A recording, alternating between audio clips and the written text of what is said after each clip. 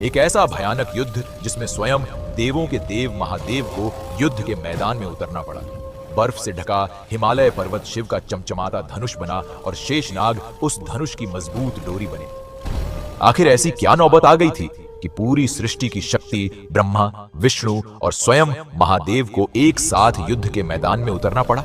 आइए जानते हैं किरण कथा के साथ। यह कहानी है तीन असुर भाइयों तारकाक्ष, कमलाक्ष और विद्युन्माली की। तीनों भाई ब्रह्मा जी को प्रसन्न करने के लिए तपस्या करने लगे। उनकी तपस्या इतनी कठोर और प्रचंड थी कि ब्रह्मा जी प्रसन्न होकर तीनों भाइयों को वरदान मांगने को कहते हैं। उन्होंने ब्रह्मा से ऐसा वरदान प्राप्त किया जिसने उन्हें लगभग अमर ही बना दिया था। तीनों असुर बोले, हे ब्रह्मदेव, हमें 3 हवा में उड़ने वाले महल चाहिए।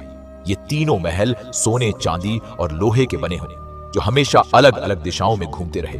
हम तीनों भाइयों का संहार तभी हो सके जब हजारों सालों में एक बार सिर्फ एक क्षण के लिए ये महल सीधी रेखा में आए और कोई योद्धा केवल ही बाण से तीनों महलों को नष्ट करे।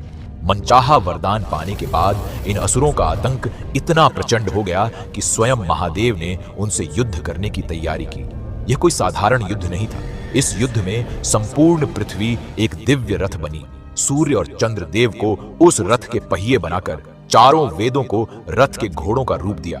साक्षात ब्रह्मा जी इस रथ के सारथी बने, जिसमें भगवान शिव विराजमान थे।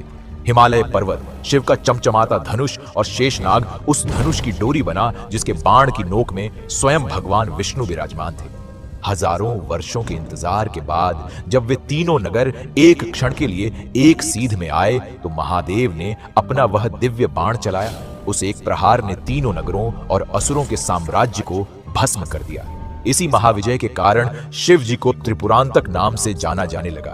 अगर आपको ये कहानी अच्छी लगी तो हमारे चैनल किरण कथा को सब्सक्राइब करके कमेंट में हर हर महादेव जरूर लिखें।